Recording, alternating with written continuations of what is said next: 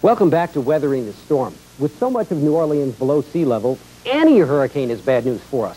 But in the worst-case scenario, a weak hurricane forms in the Gulf and rapidly intensifies overnight, allowing only 24 hours to evacuate the city. That's the big reason for alarm. Not the track, but the hurricane's rapid intensification as it bears down on us with relatively short warning. Now, what you're about to see, no doubt, is terrifying. But our point here is not to leave you paralyzed with fear. Our goal is to explain that a direct hit from a Camille-like storm will cause devastation the city has never seen here before. Here's meteorologist Ken Aucoin to show us just how unbelievably rough it'll get around here both during and after the storm. 29 years ago, the most powerful hurricane to ever hit the United States formed just south of Cuba in the Caribbean Sea. The name was Camille. It took just 3 days for this killer storm to reach the Mississippi Gulf Coast. Families in Bay St. Louis, Waveland, and Pass Christian bore the brunt of Camille's horrific 200-mile-per-hour winds. The noise was awful. You'd hear the pool table and the piano and the furniture just being washed around in the house. Survivors would later wonder how they ever made it through Camille's deadly fury. So we just tried to walk around a little bit and waited till daylight, and then we could see the destruction. And I remember Daddy just turned to me and he said there's going to be a lot of dead people in this town. So what would happen if a monster storm like Camille took dead aim at downtown New Orleans? We'll forecast the fictional eye passing right over the city at midnight on Sunday night, and you'll see how conditions worsen by the hour. Let's start with our fictional storm as a Category 2, with winds of 100 miles per hour moving into the southern Gulf. It's Friday at midnight.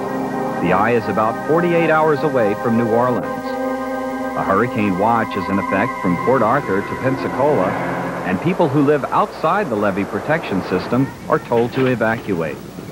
The weather in New Orleans shows no hint of the catastrophe to come. Even as we go through Saturday, conditions are likely no worse than breezy and warm with a few clouds. Unfortunately, that gives many a false sense of security, which is exactly what happened on the Mississippi Gulf Coast on August 16, 1969. We didn't think much of it. And, you know, just another storm. We were pretty much listening to the parents and grandparents who had been there all their lives, and we thought, no problem. I had been through Betsy, and I really didn't think much of it. I wasn't that concerned at all. As our Saturday weather remains for the most part tranquil, our fictional storm rapidly intensifies with unbelievable force, just as Camille did. It's now midnight Saturday, and winds and squalls increase along the coast. The eye is 24 hours away from the city. This full-blown Category 5 storm has winds howling at nearly 180 miles per hour. A hurricane warning is now in effect from Mobile Bay to Intracoastal City. According to emergency managers, our window of opportunity to evacuate has closed, as the storm is now 240 miles away. At 24 hours at 178 mile per hour winds, we probably have to stop evacuation of the city. Sunday morning, the city wakes up to heavy squalls moving through. The weather is deteriorating. Tides are rising and water now covers Highway 1, cutting off Grand Isle. All floodgates to the city are now shut.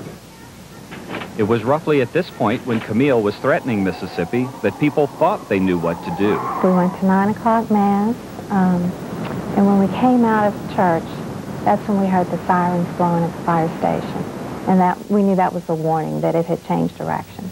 So we ran home. First thing we did was turn on the TV. And of course, we saw it was heading right for us. So we boarded the house. We filled the cars with gas, bottled water, got canned food, the usual things that we did every time a storm came. By noon, our storm is now 12 hours away. The entire metro area is suffering from increasing winds, heavy rain, and maybe worse. We're probably experiencing some, sustained winds between 80 and 100 miles per hour and gusts 150, 200. If this is spinning off tornadoes, and that's a real problem, we have that to deal with and so forth. This wind tunnel shows what a 100-mile-per-hour wind would be like. The air tears at your skin. The noise overwhelming. Breathing and talking become difficult. Standing straight up, becomes impossible. This is what the city would experience at 6 p.m. Sunday, a full 6 hours before the eye crosses New Orleans. Night is falling as the storm surge engulfs Grand Isle, where a 20-foot wall of water is washing over the island. Damage is catastrophic. Wind-driven water also piles up and spills over the northeastern edges of Lake Pontchartrain. The flooding affects all low-lying areas of St. Tammany Parish, south of Interstate 12. And the hurricane-force winds snap pine trees like matchsticks. Major flooding from the 20-foot storm surge will overwhelm the West Bank, putting many single-story homes underwater. In Camille, it was a gigantic wall of water from the Gulf that shocked those who thought they were safe. The water was passing the back of the house like the Mississippi River, which means it came up over 20, 25 feet instantaneously. That was pretty spooky. When that tidal surge came, that's when there was no way that we could get out. I remember standing in thigh-deep water at that point. I remember the kitchen floor, the tile kitchen floor began to erupt beneath us. At that point, I knew we were in trouble. We then began to make our way up the staircase to the second floor. And it was very serious at that point. While the West Bank is getting most of its flooding from the storm surge, flooding on the East Bank at this point in the storm will be the result of torrential rains. It's now 9 p.m. Debris swirls about with lethal force, and torrential rains overwhelm the city's pumping capacity. With so much of New Orleans below sea level, streets and homes are swamped, much like the May 8th flood of 1995. So far, the levees are holding the lake water out of the east bank of Jefferson and Orleans, but the 150-mile-per-hour winds are tearing apart many neighborhoods. Houses are going to be collapsing. Roofs are going to be blowing off. That's the kind of scenario you're talking about. Then it happens. At midnight Sunday, the eye of the storm is right over the city. It is strangely calm, but the danger is not nearly over. The second half of the disaster has yet to hit. As the eye heads toward the Mandeville-Covington area, violent winds return to the city, this time from the north. Now the tons of water piled up into the lake suddenly crash over the levees and down into the city.